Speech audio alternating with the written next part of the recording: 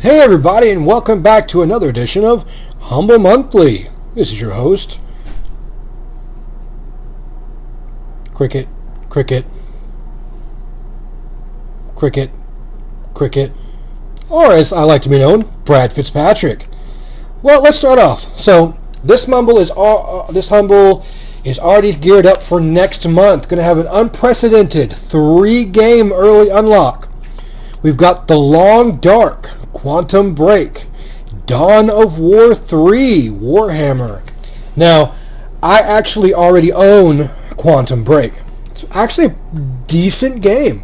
I love the motion capture in it. Motion capture was very well done. And the story was really good too. It's your basic, I don't want to say it, but infamous knockoff almost, because you're a guy with superpowers and you're trying to go from point A to point B, telling a story. Okay? I do want to play The Long Dark. It seems rather interesting. I did see it on sale a couple of months ago, but I did not pick it up. I guess that's great because I'm going to get it next month. Dawn of War 3, I cannot remember if this is going to be, I think it's just an RTS, your basic RTS. But alright, let's see what we got this for last month, the month of November. The early unlock was H1Z1. I still have not played it yet. Rivals of Aether, Blaze Blue, nice. Nex Machina, The Sexy Brutale. I've heard so much good things about that. Strafe, Doom knockoff. I saw that. I actually wanted to try that out. And Way of the Passive Fist. It's your basic beat 'em up. That's interesting. Thorn.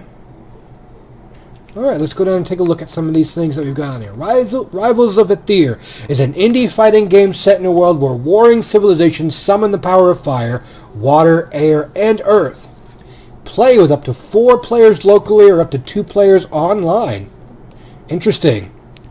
I did see this a while back, and it's got some very indie sort of Super Smash Brothers type gameplay. H1Z1 is a fast-paced, single-elimination, massive arena shooter where every moment counts.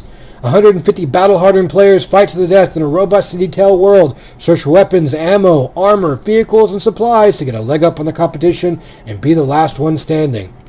It's basically a PlayerUnknown's Battleground, kind of before it was PlayerUnknown's Battleground and still trying to keep up.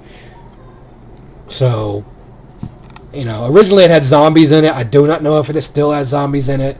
That was the whole premise of the Z in it. But Blaze Blue Extended. It's your basic fighting game. Extend is the 6th installment of the Blaze Blue series, a combination of 2D fighting, action game, and visual novel. The game incorporates flashy performance and unique fighting moves with the drive button system to quickly take down the opponent. With 2 new characters, Celica and Alpha 11, joining the roster, the player will be able to choose from 28 different playable characters. Then there's Nex Machina, the Death Machine. Nex Machina is an intense arcade-style twin-stick shooter from House Marquee, taking hints from both Robotron, 2084, and Smash TV. Nex Machina focuses on pure action, voxel destruction, and competition in the distant cyberpunk-themed future. In the world of Nex Machina, machines have reached consciousness and surpassed human intelligence tenfold. No reasons to be servants now. Robots are clearly the superior life form. And to make their point, they start eradicating all human life. Death to all humans. Okay. The Sexy Brutale. All the guests are being murdered. Horribly. At this extravagant masquerade party set all across the sprawling and bizarre Sexy Brutale Casino mansion. Then, at midnight, the clock rewinds and the grisly pantomime all plays out again in exactly the same way. You awake on the floor of one of the rooms wearing a mask with a bloody handprint across it. It protects you from the most of the evil that lays across the mansion, but you can only watch and spy and try to learn each guest's secret so that you can save them from their bloody fate.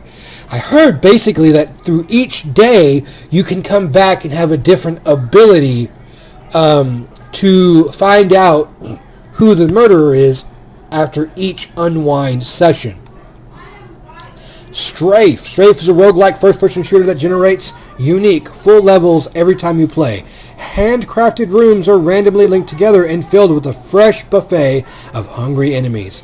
So every run provides a new bloody challenge as you seamlessly slaughter your way through 4 diverse locations in unknown deep space. Features mind-melting secrets and persistent gore that allows you to paint levels red with the excessive entrails of your enemies, along with 30-plus weapons, 20-plus enemies, and a red-hot soundtrack. Okay, Passepartout, the Starving Artist. Even you can become a great artist. Wrestle subjectively as you attempt to sell your art to rude customers in order to progress in a confusing art scene. The only thing threatening you is your expensive wine and baguette addiction. Will your art end up in the Louvre or are your parents' fridge? Always on my parents' fridge. Exclusive sneak peek, Way of the Passive Fist. It's a unique and colorful arcade brawler. Parry, dodge, and dash to outwit and outlast your enemies on a desolate planet ruled by raiders, mutants, and fanatical sun worshippers. It's a new kind of tactical fighting and a licensed arcade brawler of the 90s cartoon you wish existed. Now then, the humble originals. Thorn. Thorn is a first-person job simulator. It is your birthday. You wake up in your room and your guardian greets you with a warmth and compassion. Today is the day that you get to leave this space that you have been isolated to your entire life. Today is the day that you can begin your journey to achieve citizenship. Today is the day that you contribute back to society. Humbug. Recent Bay. This one looked interesting. I will probably play this one because, as the first sentence says, it's one of my favorite types of games. Crescent Bay is a first-person psychological thriller. After visiting a friend's home, you find that her house is now the scene of a mysterious and bloody crime. A bloody crime with no body or victim to be found. Playing as John Bishop, you possess an otherworldly gift. By channeling sequences of words, you can make ethereal connections with the ghosts of the past. It is up to you to learn what happened to your dear friend Audrey. Find the memories, sequence the events, solve the crime.